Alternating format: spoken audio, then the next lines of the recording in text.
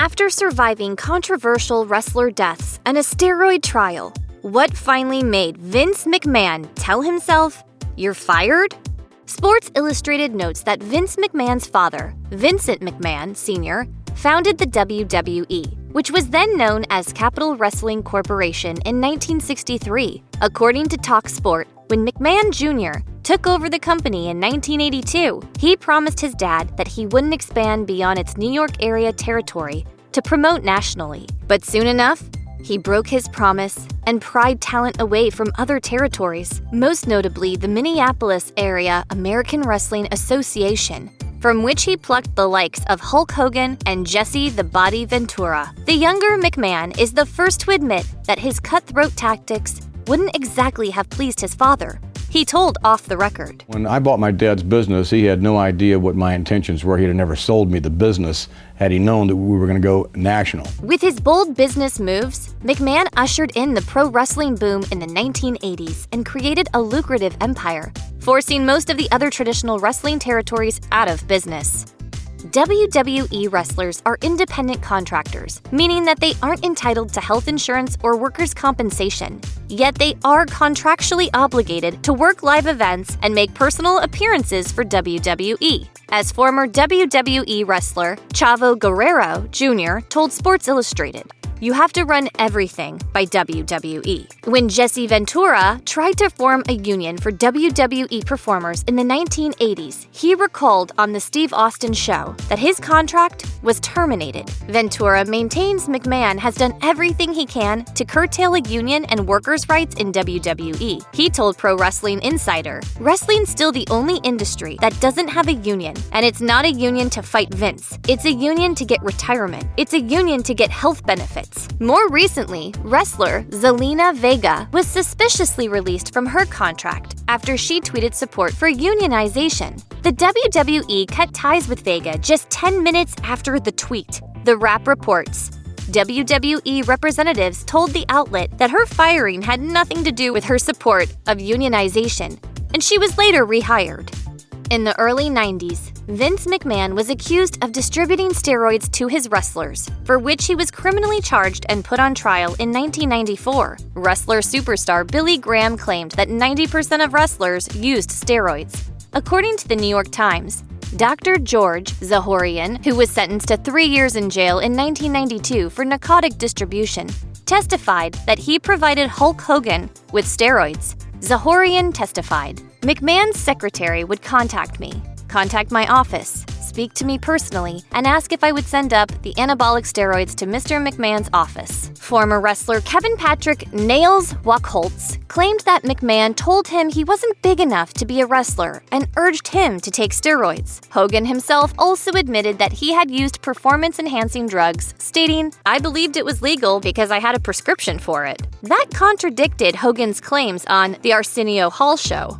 But the things that I am not is I'm not a steroid abuser, and I do not use steroids. In the trial, Hogan denied that McMahon was responsible for his steroid use. McMahon could have faced 11 years in prison if convicted, but was ultimately acquitted of the charges.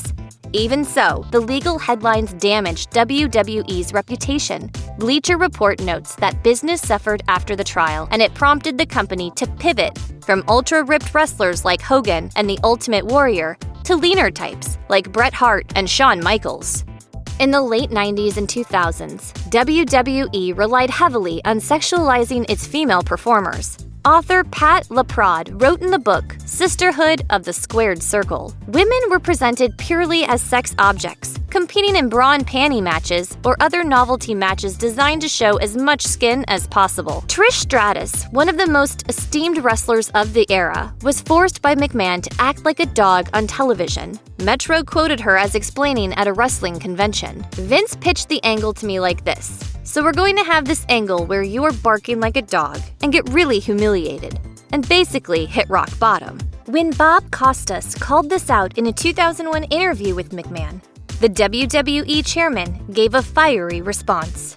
But you have to stay tuned, Bob. It's not fair to take one little excerpt of this and one little excerpt of that. More recently, wrestler Mickie James told GAW TV in 2021 that she blames the company's sexism and ageism for her firing. That said, The WWE has made considerable strides in the past few years to improve the representation of women. Vince McMahon's daughter, Stephanie McMahon, told Digital Spy in 2021 that there's been a major behind-the-scenes push to bring in more women writers. In 1999, the wrestling world was rocked by the death of Owen Hart, who plummeted to the ring when the equipment that lowered him from the rafters malfunctioned. The tragedy occurred in front of a live audience, though it did not air to viewers at home. During a press conference after the event, Vince McMahon snapped at a reporter. It's a tragic accident. Don't try and put yourself in the spotlight here, okay? The pay-per-view event, Over the Edge, went on as planned after the accident. Wrestler Jeff Jarrett, who participated in the next match, said he wrestled with tears in his eyes. Speaking with the New York Times, Owen Hart's brother, Bret Hart, said of McMahon's decision to continue with the show, it was very cold-blooded. Speaking with CBS Sports, Owen's widow, Martha Hart, called out McMahon's, quote, lack of respect for a human life that had just been lost. When Martha sought financial compensation, McMahon promptly filed a countersuit against her. In an interview with Uproxx, Martha mentioned that she sued them in the state where the event took place, not where WWE is based. This is a company that sued me, the widow, for breach of Owen's contract because I didn't sue them in Connecticut. I sued them in Kansas City. It's like, I'm not suing you for breach of contract. I'm suing you for his wrongful death. Martha was ultimately awarded $18 million after months of litigation, according to Missouri Lawyers Weekly. In 1992, the WWE was rocked by another scandal when a number of former employees accused Vince McMahon of turning a blind eye to sexual misconduct by several of its executives. According to Politico, Tom Cole, a former ring boy, alleged he was sexually abused as a minor when working for the organization. The WWE ultimately paid Cole and two other former ring boys a small out-of-court settlement. Cole took his own life at age 50 in 2021. The controversy played out in an infamous episode of The Phil Donahue Show.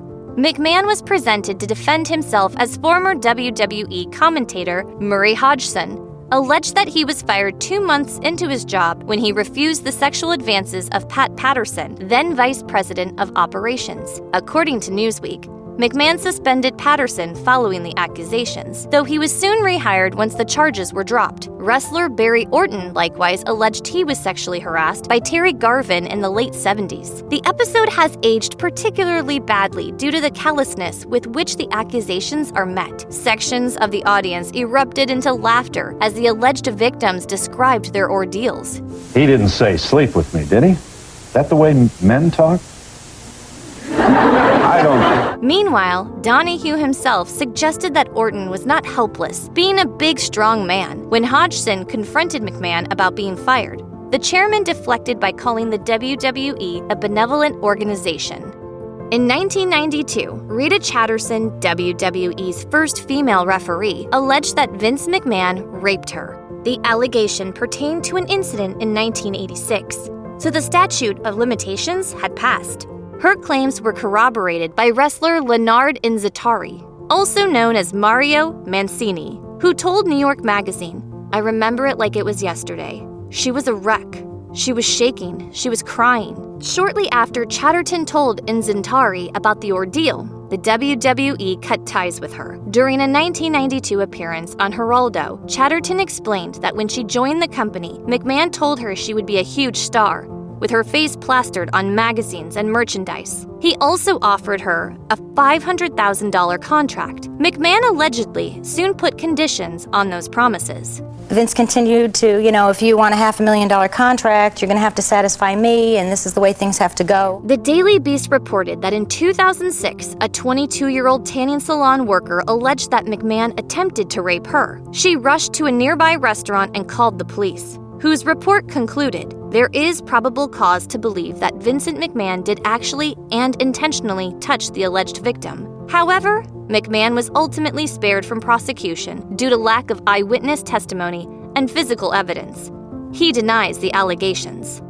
In 2022, Vince McMahon resigned as CEO and chairman of WWE after the Wall Street Journal reported he allegedly paid hush money to an employee with whom he was having an affair. The WWE board received a tip via email that Vince had paid $3 million to a paralegal he'd employed to prevent her from discussing their entanglement. The Journal notes that the relationship between the CEO and the paralegal, whose salary was doubled to $200,000 following the affair, was reportedly consensual. Further investigation found that there were numerous other women who had been employees who had signed non-disclosure agreements, and that McMahon had paid out a total of $14.6 million in unrecorded expenses, according to The Hollywood Reporter. The investigation also rekindled rumors that Vince and his wife, Linda McMahon, had been separated for some time. Speaking with Playboy in 2001, Vince admitted to cheating on his wife on numerous occasions.